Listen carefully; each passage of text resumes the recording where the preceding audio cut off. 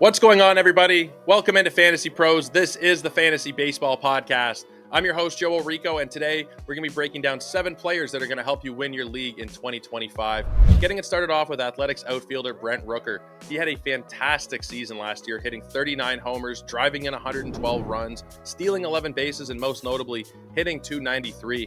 He is going to be getting a ballpark upgrade this season. It may have been overstated by some in the fantasy community how big of an upgrade it is going to Sacramento, but the Oakland Coliseum has been one of the more pitcher-friendly parks in baseball for a long time.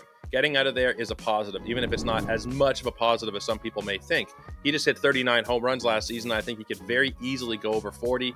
Various projection systems think he can maintain a very good batting average in the 250 to 260 range. And considering that lineup is getting a lot better around him as well, Brent Rooker could be somebody that pays massive dividends this season. One final point. There are some formats where he's just utility only. He played 14 games in the outfield last season. There'll be some spots where you can only stick him into the utility spot to start the year. But I do believe that he will be playing the outfield regularly in Oakland, or for the Athletics, I should say. And he is somebody that you won't have to worry about clogging up that utility spot come late April or early May. So definitely be taking a look at Brent Rooker. Moving on, we have Junior Caminero of the Tampa Bay Rays. His price is moving up. Every day, it seems he's getting a little bit more expensive, but I do think it is justified. What he's doing in spring training looks fantastic. In 5 games, he's already hit 3 homers. The data has been great. Underneath the surface, he has an 11.8% barrel rate for his career, 45.7% on the hard hit. Those are very, very strong numbers. I think if you're also looking at the ballpark that Tampa's going to be playing in, because Oakland's not the only one getting a ballpark upgrade, Tampa is as well, and they're going to what is essentially Yankee Stadium. It is Yankee Stadium by dimensions, but in warm weather. So Caminero and a lot of the Rays should see a bit of a boost this season in their offensive stats. If you look at the various projections, some of them are calling for over 30 home runs, and I do think that Caminero is more than capable of returning that kind of value, hitting 30 home runs, driving in 90 plus, giving you a good batting average, and potentially jumping into that second round next season, potentially even the first, if he is really able to break out the way some people are expecting this season. Moving on to somebody close to my heart, that's Bo Bichette, Blue Jays shortstop. He is coming off of a season that was very forgettable. He only played 81 games. He dealt with injuries. When he was on the field, he wasn't particularly good. This is one where you're buying into the track record. Bo Bichette came up in 2019, and since then has always been a fantasy juggernaut. Had been at times a first-round player, a second-round player, and I'm not ready to give up on him. That's kind of the main thing here. You're getting a late source of batting average who is somebody who could have very good power. He had a massive home run in spring training yesterday, and I think that power is still there. Even though the barrel rate fell last year, I'm going to chalk this one up more to injuries, and I think that Bo Bichette can get back to 20-plus homers, hitting close to 300. The lineup in Toronto is not the greatest, but it's definitely improved over the course of the offseason. Adding Anthony Santander was huge, and I think that Bichette may end up in the leadoff spot depending on what happens with George Springer. So there are a lot of ways he can return value. The big portion of it is late batting average, and I know you'll say he hit 225 last year. He's a 290 career hitter, even with that factored in. So I think that the batting average is something that we should be pretty secure in. The steals may not be there like they were in his younger years, but Bo Bichette, for me, is easily a top 10 shortstop and somebody that I've targeted in a ton of drafts. I believe he is my second most rostered player this year, and by the time draft season is done, he might end up being number 1. Let's move on to Miami Marlins starting pitcher Sandy Alcantara. Yeah, last season he didn't pitch. He was coming back from Tommy John surgery, but he could have pitched at the end of the season. That is the key distinction to make. The Marlins were not playing for anything because they're the Marlins, and he had no reason to pitch in September and risking a re-injury. They gave him many months more to rest off of that, and he is looking very good so far in spring training, absolutely lighting up the radar gun. We know what Sandy Alcantara can do when he is at full speed, and it looks like he is pretty close to that. They've also said that there's not going to be any restrictions on him heading into the season. So could he potentially get back to 200 innings? Probably not, but I think that we're probably looking at something in the 160 to 170 range for Sandy Alcantara.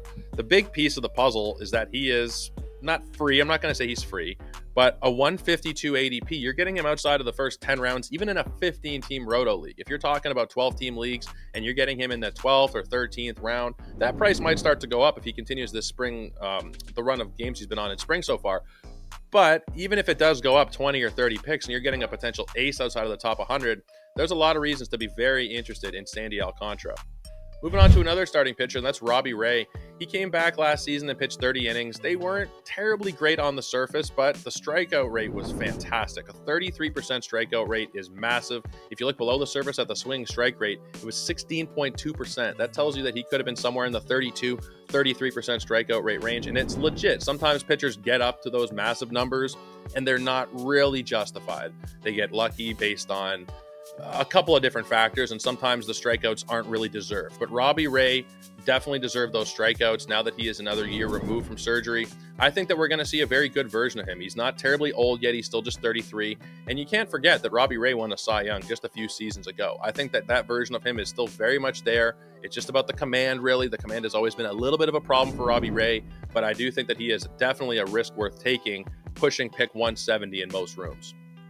Let's move on to Paredes, one of the newest members of the Houston Astros. Some of the hard hit data is really not good. 4.5% barrel rate, 27% hard hit rate is terrible.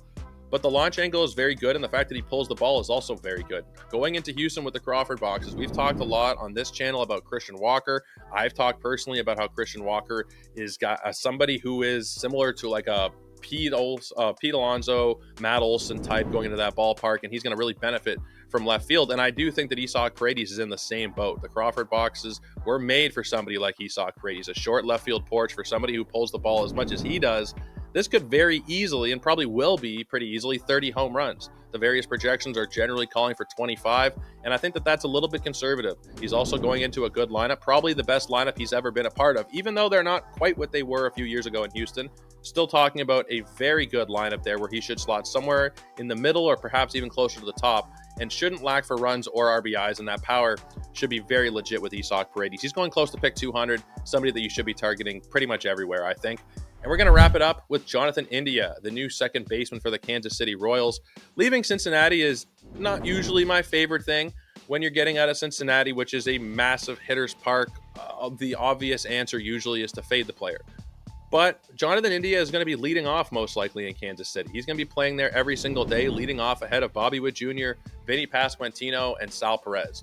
That puts him in an amazing run scoring spot. He also is a big on-base guy. His on-base percentage last year was .357. For the career, it's .352. Doesn't strike out a lot. He's going to chip in some speed. There are a lot of reasons to like Jonathan India, but my main one is that he just doesn't hurt you anywhere.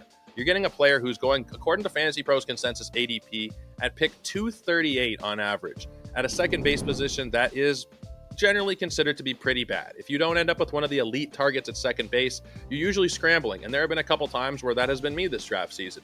I don't know who to pick. I've missed out on the Altuves and the Albies and the Semyons of the world, but you got Jonathan India sitting there very late in drafts, and I don't really understand it. Last season was a pretty good year for him. He stayed healthy, played 151 games. He had a 108 WRC+.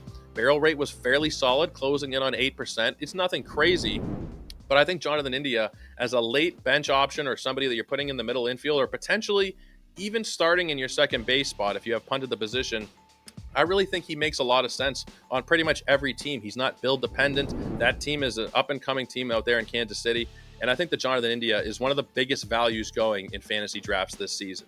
So just to recap, we have Brent Rooker, we have Junior Caminero, Bo Bichette, Sandy Alcantara, Robbie Ray, Paredes, and Jonathan India. Those are the players that I think are going to help you win your leagues in 2025. But let me know down below, who are you targeting in 2025? Who do you think is the biggest potential league winner available on the board? Let me know. But until next time, take care, everybody.